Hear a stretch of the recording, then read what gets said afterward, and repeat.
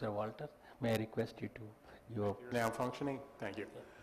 So we would like to introduce the topic here today of thinking of waste as a resource rather than as a problem.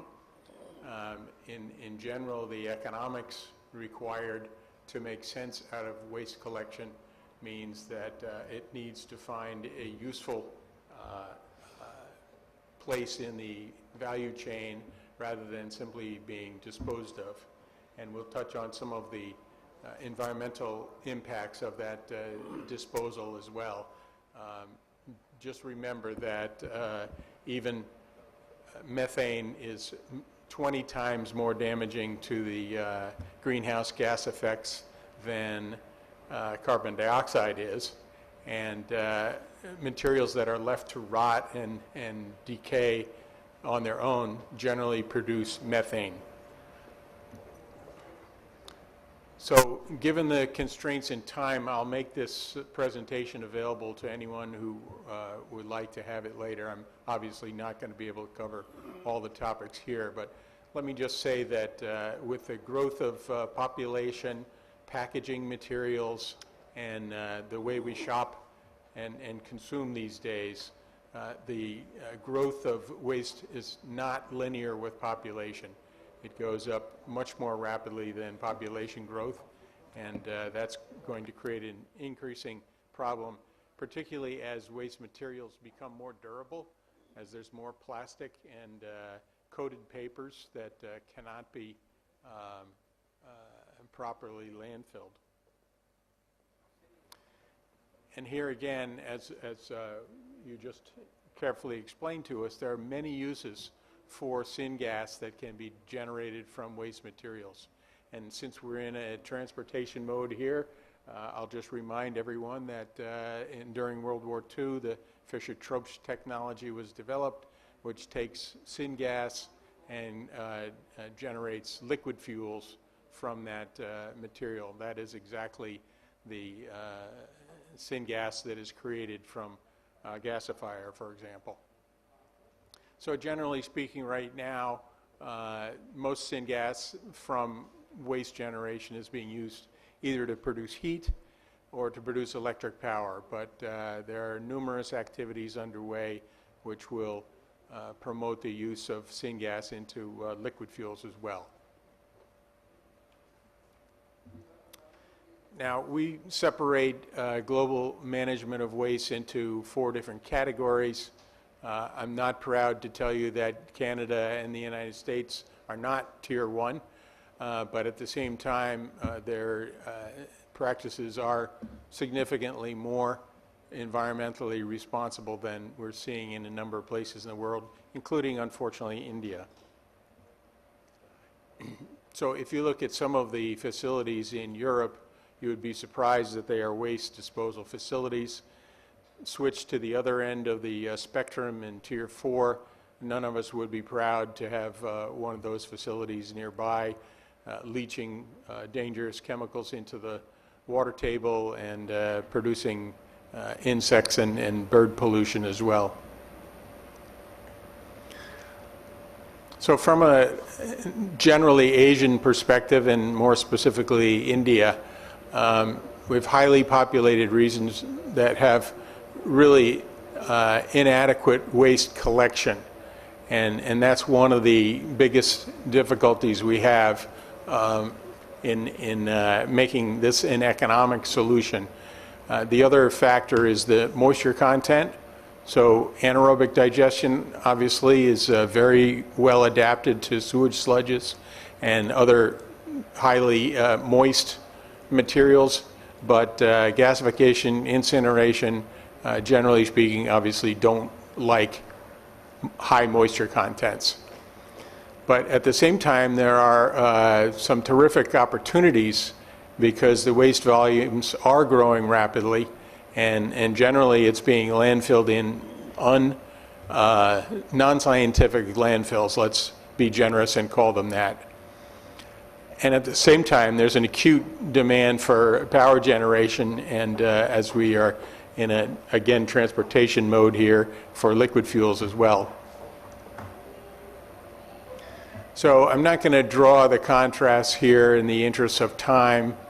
I don't want to take time away from the other speakers, but when you have a moment to look through the presentation, I think you'll see that the primary challenge is economic.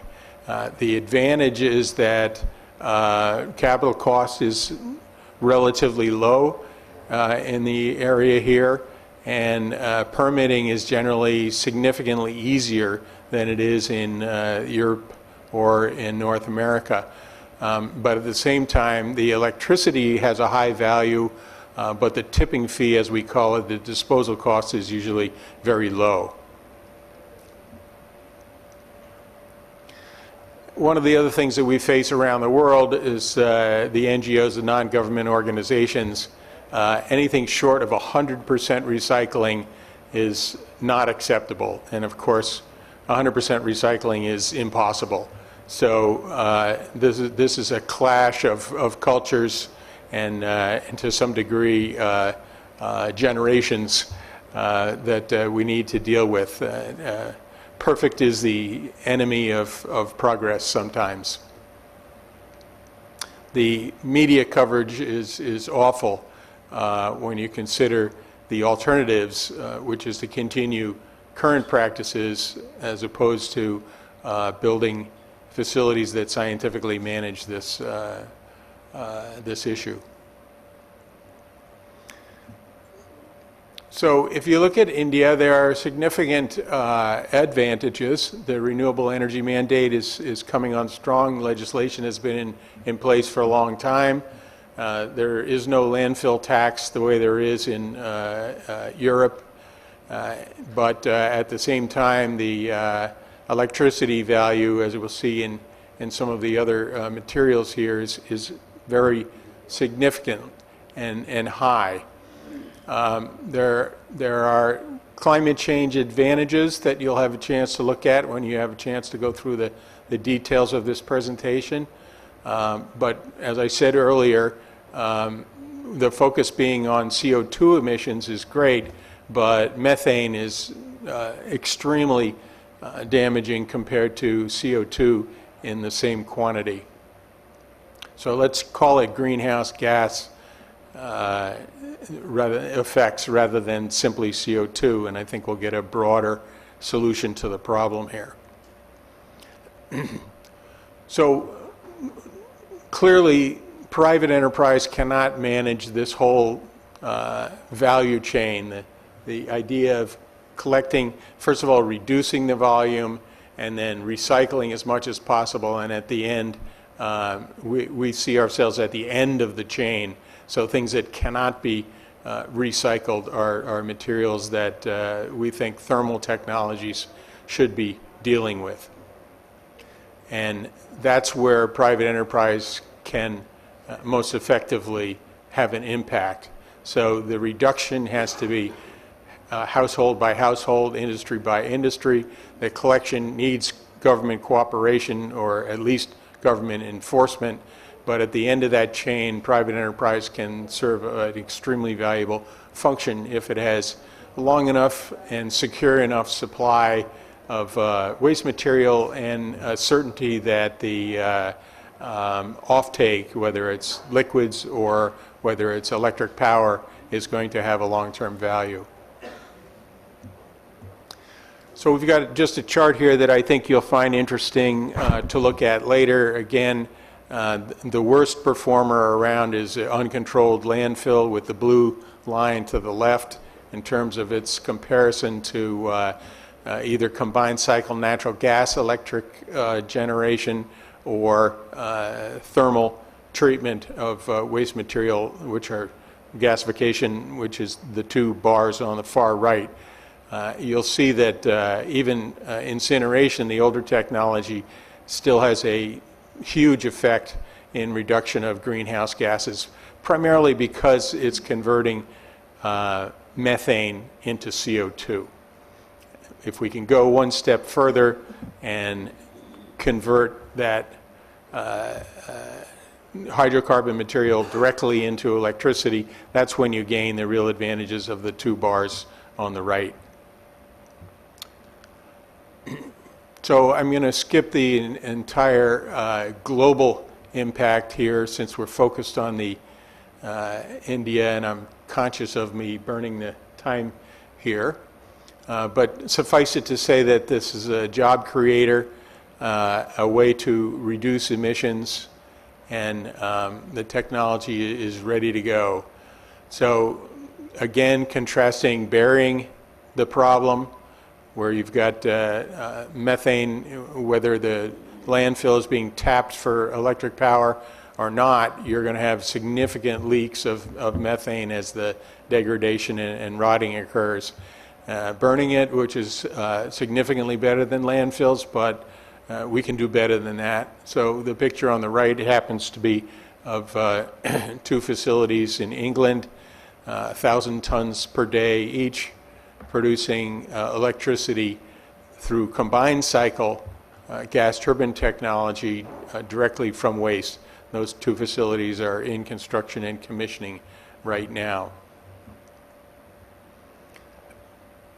So again, remind ourselves that we can produce liquid fuels, electricity, and even chemical feedstocks for plastics manufacturing, for example. There are over 100 gasifiers in China, all dedicated to producing either fertilizer or plastics. They happen to be fueled with coal. There's no reason that waste material can't do exactly the same function. Again, we talked about perfection being the enemy of progress. In a recycling world, if we can divert 20% through recycling, that's pretty good. If you move to incineration, you can step that up significantly. Unfortunately, the ash, both the bottom ash and the fly ash, are both hazardous materials considered in most places in the world.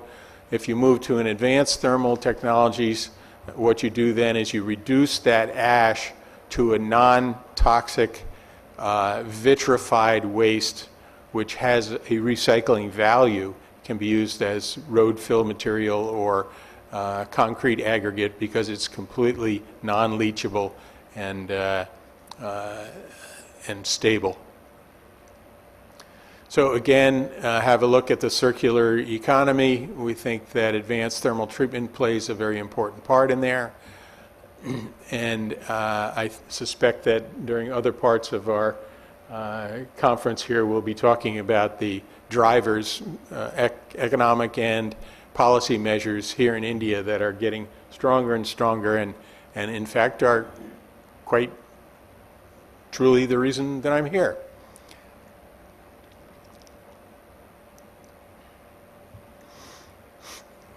Again, I won't spend any more of other people's time here by going through this, but please do have a look at the presentation. So remember, growing population, the problem increases faster than the population.